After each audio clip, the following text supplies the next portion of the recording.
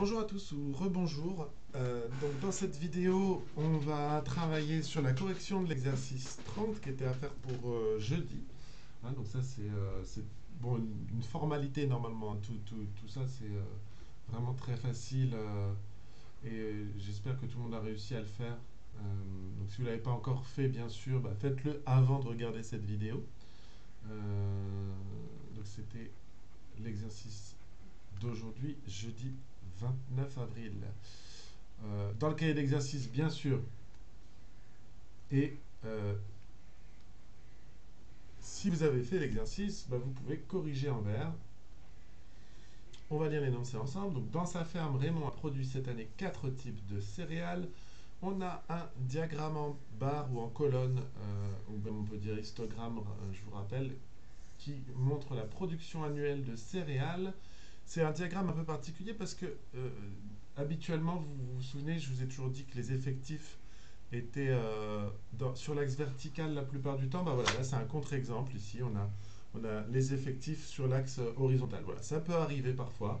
Ça dépend de ce qu'on veut montrer, et puis de comment on veut présenter les choses. C'est pas interdit en tout cas. Quelle céréale Raymond a-t-il le plus produit? On va répondre par une phrase.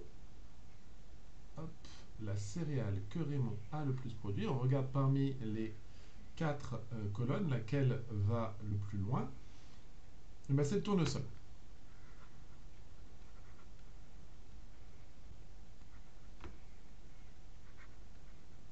Raymond a produit le plus de tournesol.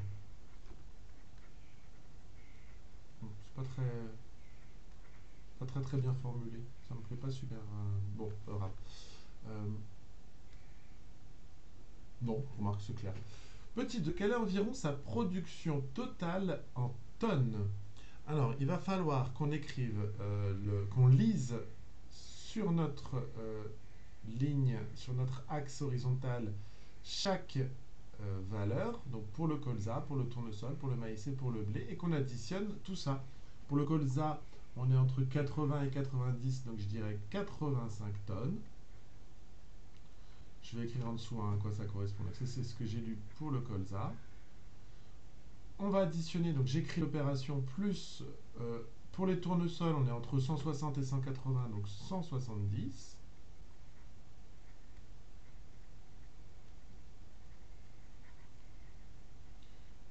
Plus pour le maïs, on est entre 100 et 120, mais on est quand même plus près de 120. On pourrait arrondir à 115, je pense. Et enfin, pour le blé, on est pile entre 140 et 160, donc on est à 150. Voilà.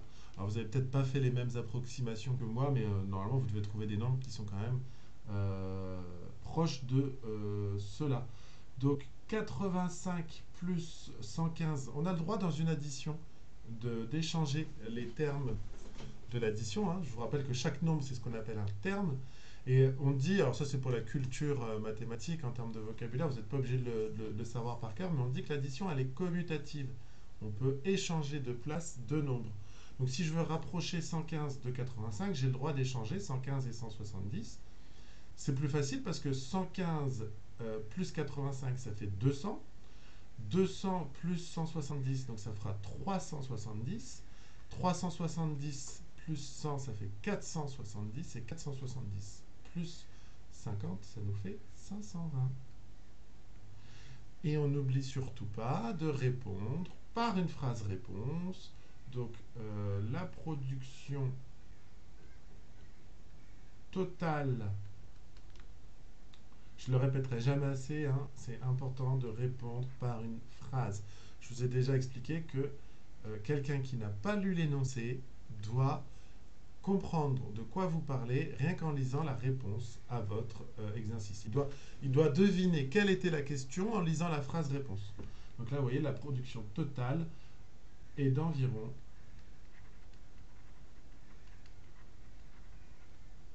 520 tonnes. On peut mettre un T. T, ça veut dire tonne en maths. Voilà. Avant de se quitter, juste un dernier mot sur les exercices à faire pour demain, pour vendredi. Donc je vous ai demandé de faire la page 124 et la page 125. Alors, c'est des exercices qui sont à faire avec logiciel. Vous voyez ici, hop, c'est écrit avec un logiciel. Ce logiciel, c'est un tableur. On a déjà travaillé en salle informatique sur le tableur, rappelez-vous, mais en salle informatique, on avait utilisé OpenOffice tableur. Et on avait fait, rappelez-vous, des bons de commande déjà, donc c'était un peu la même chose, sauf qu'on vendait des CD et des DVD, hein, il me semble. Ici, l'énoncé est un petit peu différent, donc on va lire l'énoncé ensemble, et je vais vous expliquer comment vous allez devoir le faire. On a ici vente de voitures, construire un tableau à double entrée sur tableur et utiliser les formules pour calculer les sommes des lignes et des colonnes. On a un énoncé, Olivier, Béatrice, Abdoul, Simon et Natacha sont vendeurs de voitures chez Top Auto 3000. Le directeur du magasin souhaite construire un tableau récapitulatif des ventes de la semaine passée pour voir combien de voitures ont été vendues chaque jour. Et on vous demande en première étape, dans le grand 1, de reproduire ce tableau-là avec 7 lignes et 8 colonnes. Donc dans une feuille de calcul d'un tableur, reproduire le tableau ci-dessous. Et on va le reproduire précisément à l'identique avec les mêmes couleurs, etc. Donc pour cela, vous allez vous connecter à l'ENT. Et dans votre ENT, je vais l'afficher, voilà, ça c'est mon ENT. Dans votre ENT, dans la colonne de gauche, vous avez, en dessous de carnet de liaison, bureautique en ligne. Vous cliquez sur bureautique en ligne, ici. Dans type de document, vous allez choisir Excel, c'est le deuxième, EXCEL. Et dans le nom du document, oups, alors ça n'a pas marché. Dans le nom du document, voilà, autant pour moi, on va marquer le numéro de l'exercice. Exercice 1, page de mémoire, c'était 124. Voilà, page 124. Et là, vous cliquez sur éditer.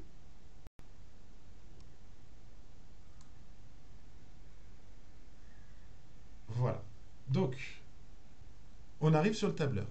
Bon, bah, arrivé sur le tableur, vous n'avez plus qu'à recopier le tableau. Donc, sur la première colonne, à partir de la ligne 2, on va marquer, recopier les noms des personnes. Donc, il y avait Olivier, Béatrice, avec un B, c'est mieux, Béatrice, bon, etc., etc. Je vous laisserai faire. Alors, je rappelle à tous qu'on peut zoomer, dézoomer en appuyant sur le clavier sur CTRL, contrôle, et en même temps avec la molette de la souris. Vous pouvez vous avancer et reculer, zoomer, dézoomer de cette manière-là. Voilà. Moi, je vais zoomer de sorte à ce qu'on voit un petit peu mieux. Ici, donc, on a les jours de la semaine. Je vous rappelle qu'on a la poignée automatique, c'est-à-dire qu'on peut très bien entrer uniquement le premier jour de la semaine, lundi. Et vous voyez le petit carré en bas à droite, ici, c'est ce qu'on appelle la poignée d'étirement. On étire à droite. Et normalement, voilà, il trouve et il remplit tout seul les jours de la semaine. Alors, j'avais pas besoin de le faire jusque dimanche parce qu'il n'y a pas de dimanche. Bon, on va supprimer tout simplement. À la place, on va mettre total en majuscule. Et ici, donc, on enchaîne avec les nombres. Alors, bon, je vous laisse le faire parce que le but, c'est pas que je vous fasse la correction aujourd'hui. Mais vous voyez le principe. Le principe, c'est vous avez votre tableur ici. Et dans la question 2, bah, il va falloir mettre les nombres. Vous voyez, on vous dit compléter le tableau, sachant que du lundi au samedi, Olivier a vendu 2, 4, 4, 1, 5 et 7 voitures. Donc, on va mettre 2, 4, 4, 1, 5 et 7, etc. Et pareil pour ses camarades. Ensuite, dans la colonne totale, on va devoir additionner le nombre de ventes de chaque personne. Je vous rappelle que on a vu ensemble comment faire une addition. Hein. On peut écrire, utiliser soit le symbole plus, soit écrire somme. Je rappelle à tous. Hein. Alors, vous le retrouvez là, somme. Vous cliquez sur petit f ici, somme par exemple. Vous voyez, hop. Et là, vous voyez, il y a somme et il nous demande de dire la somme entre quel nombre. Et bien, il faudra faire la somme de tous ces nombres-là. Voilà. Bon, pour l'instant, il met 0 parce que j'ai rien mis, donc c'est normal. Et pareil, on peut étirer les formules. On peut étirer pour qu'il calcule la somme à chaque fois sur chacune des lignes. Voilà, pour l'instant, encore une fois, il n'y a rien, donc c'est normal qu'il trouve 0. Voilà, donc je vous laisse le faire de votre côté. N'hésitez pas, une fois que vous avez fini votre travail, l'enregistrer, hein. Vous pouvez l'enregistrer ici. Vous obtiendrez un fichier qui s'appellera exercice 1, page 124, d'accord? Si vous voulez me l'envoyer, vous pouvez me l'envoyer. Dans tous les cas, demain, je vous corrigerai ce travail-là directement dans une autre vidéo. Voilà, j'espère que vous avez bien compris. S'il y a des questions que vous n'arrivez pas à répondre ici, n'hésitez pas à me demander via le NT. Alors, pas via YouTube, hein, via le NT, parce que je désactive les commentaires sur YouTube. Donc, voilà, bon courage à tous. Vous avez cette page-là à faire et la page d'après, pareil, ce sera le même principe. Vous irez toujours dans bureautique, Excel et voilà, le nouveau message. Enfin, nouveau nom, vous mettrez exercice 2. Allez, bon courage à tous et on se retrouve dans une autre vidéo pour la suite, c'est-à-dire la leçon